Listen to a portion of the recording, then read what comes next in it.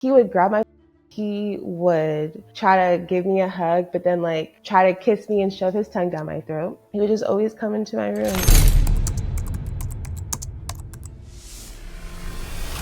I was 6 years old when my dad and mom like divorced. I realized just like too late that I internalized a lot of things. When it came to like introducing a new person, it was like, oh, this is your uncle. That's how we were introduced to my mom's husband. I was just like, oh, okay, cool. It's our mom's friends. Like, no big deal. He always had favoritism towards me. I do not know why.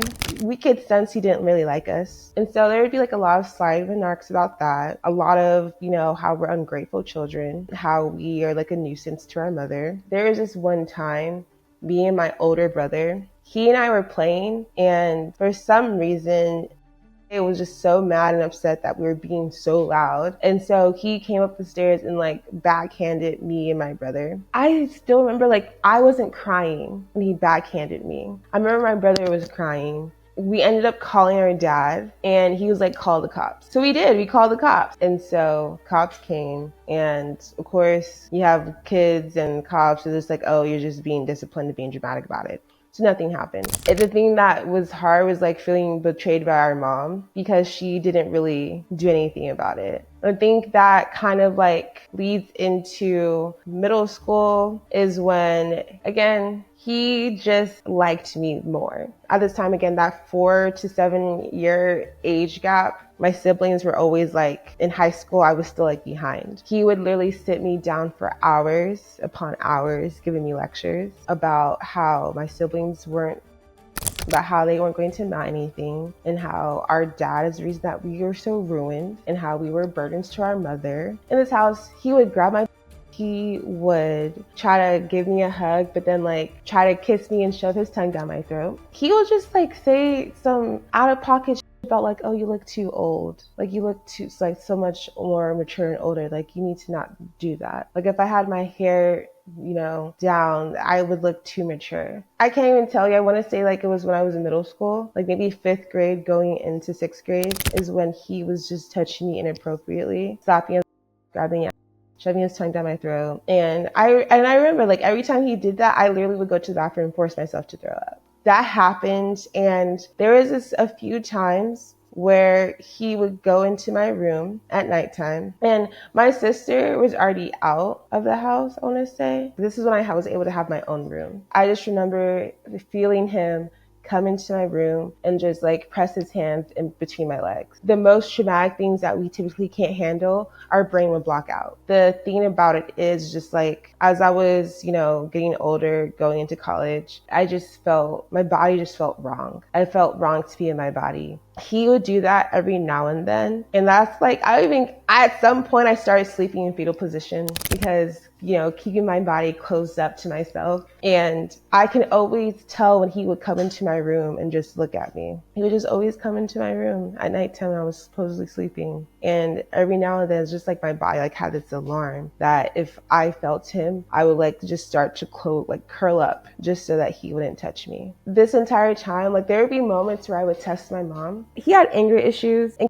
I found out like he had bipolar disorder and he just didn't want to take his meds. But I feel like a lot of his stuff was just like, his mania was anger. Like when he was manic, it was just a lot of anger. There was times where we like had vases around the house and he and my mom got into an argument, and next thing you know, he just starts throwing vases and just like just throwing things at the walls. We had to like sit upstairs and just like act like it wasn't anything. Couldn't say anything. And our mom would like leave. A few times she left to go stay with a friend, and he kept asking us, where's your mom? Where's your mom? Where's your mom? And we were like, we really don't know. And so yet again, another betrayal. Like our mother leaves us with this crazy man, and she eventually came back, of course, but we're just like having to fend for ourselves. Still, like I gave my mom grace because it's hard taking care of 4 kids and having almost nothing. She called the cops on him a few times. I always just wonder, like, why aren't you divorcing this man? Like, why aren't you leaving this man? Like, you yourself know that even if I didn't tell her about all of that, like, he was a horrible, shitty man. For her, it was always like, well, what if I get worse? I hated a part of myself because even then, when I wasn't able to provide for myself, I still had to ask him. If I wanted to I went to a charter school, I couldn't just walk there. I had to ask him to give me a ride. And I hated myself for that reason of like, wow, this man has done all these things to you and yet here you are still relying on him. The berating comments and the lectures like increased during that time. I just didn't trust my mom, and I didn't trust my siblings to really protect me. And I get it, like they were kids themselves too. But I always felt a little abandoned. And, that's why I couldn't really tell them anything. That's why I couldn't really tell my mom anything. Because every time I told her something, he would come back and retaliate. Yeah, I remember I told like one friend. Yeah, it was like an online friend. I just remember like crying on the phone while I was talking to them about it. And I think that was like the first and last time I ever openly admitted it. Yeah, we had like from 6th grade up until like my junior year in high school where he was just like me. And I think one thing about it is like he never me, but being in some shape or form, it still made my body just feel wrong to be in. I do not trust that anyone in this house will protect me. It's the little things that like kind of just stuck with me versus like the overall message that he tried to tell me over and over again. Because I really think he tried to put me against my siblings in some shape or form. But I think what just came up of that is just that like I just couldn't trust them. In 2020, COVID happened and I had just gotten my master's degree. So I ended up moving to Thailand. Maybe 2 or 3 months that I was in Thailand, that my mom told me that she decided to divorce. That was the opening. Even before I left to Thailand, I told my older brother. I told him, and he just felt guilty. He was just like very apologetic about it, and he was like, oh man, like now a lot of things make sense. Came to Thailand 2, 3, 4 months in. My mom tells me she's divorcing him. And then that's when I was like, oh, this is a great window to tell them now, because now there's nothing tying him to us. I told her, then I told my sister, and then like I think maybe a month after that I told my eldest brother. I still felt that if my brother knew, he was going to do something and then get arrested. I told my brother, my eldest brother, he was so mad. And he literally said like, why did you not say anything at all? I didn't trust any of y'all. Like, who was I supposed to tell this to? And I just ended up hanging up, and I called like my older brother and was just crying, saying like, blaming me, saying that it's my fault that you're in our lives. And it was just heartbreaking. My mom, when I told her, she was sad and she cried, but like she was angry. It took me a long time to really recognize, or I guess accept what happened to me, because there were just parts where I'm like, man, like, did this really happen? Like, am I just making this up? But as I said, like my body, like I'd have random flashbacks of like the times that he'd shove his tongue down my throat, and then the feeling of him just putting his hands between my legs would just happen to me at random moments. And like there's time, it felt wrong to not. Like it felt wrong to like even touch my body in the times, like to be intimate with myself, because it just felt wrong. I remember like telling her, and she just being like, you need to report this, you need to report this. And I'm like, technically it's been like 9-10 years since this all happened. Like they're not gonna do shit about it. They're not gonna do shit about it. And then the fact that he didn't, they're not going to do anything about it at all. But still, sure enough, she's like, you need to report. So there's like a paper trail. And so I reported it, called the cop, the non-emergency line, and talked about it. I recounted every detail, every date that I can remember. And sure enough, they said they did nothing about it. They said there wasn't enough evidence to press charges, but they'd have him, on their radar. What a waste of time for something that I knew was going to happen. They weren't going to do anything. Women, especially Black women, who get considered like they don't matter. A good number of like those messages that like he instilled in me, that like and sometimes instilled in myself, because of like, when you're told constantly for like how many years that you're worthless, it's hard not to believe it. Yeah, like I've used poetry as a way to like really just let it out. Just these couple years is when I've been able to finally like take my shit back, like take my own power back and really just like prosper, just not let that like hold me back anymore. It took how many years, but like to sit here and even just talk about it now, like I don't think I would have ever believed it. But it was hard. It's still hard. The biggest hurdle right now is me like being okay with my body. I read somewhere like, our body is like our first home. And like my home got robbed when I was like 7. Like it got robbed and it was continuously robbed up until a certain point in time. And just like trying to, feel safe in it again is hard.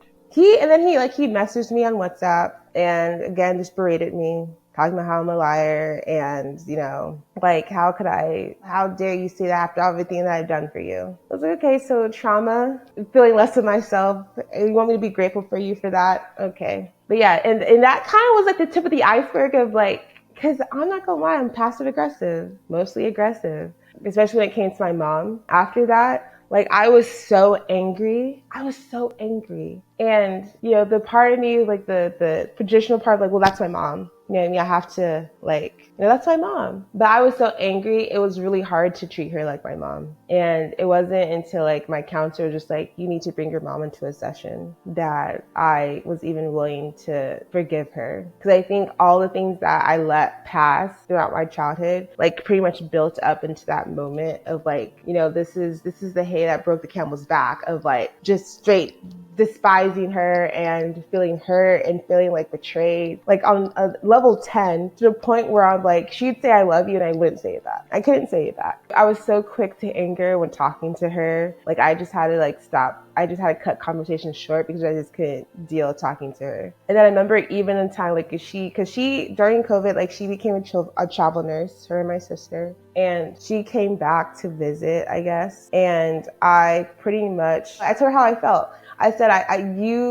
don't know why you told him. Like, I literally begged you not to do it and you still did it. And I was like, this is why I never told you. I said, this is why I never told you before, because this is the that you do. You don't listen. The one time I asked you to do something, you don't listen. And look now, I am with open wounds yet again, because my own mother just wouldn't listen to me. Yet again, I'm reaffirming why I never told you to begin with. So I feel like when I recognize just the impact of everything, like I questioned if my smile was genuine or not. I said, am I someone that's genuinely happy? Or have I been faking this entire time to appease other people? Because there is a time where I felt like my story was so dark it would hurt other people. Like my experiences, my emotions was just so negative that like it would hurt other people. And it just took me a long time to be like, even though people know me as like this happy Jeanelle with a great smile, like it is okay for them to know like the pain that I felt before, because that just makes me human. And so like I'm glad that I can smile in spite of that and not think that any like hurtful or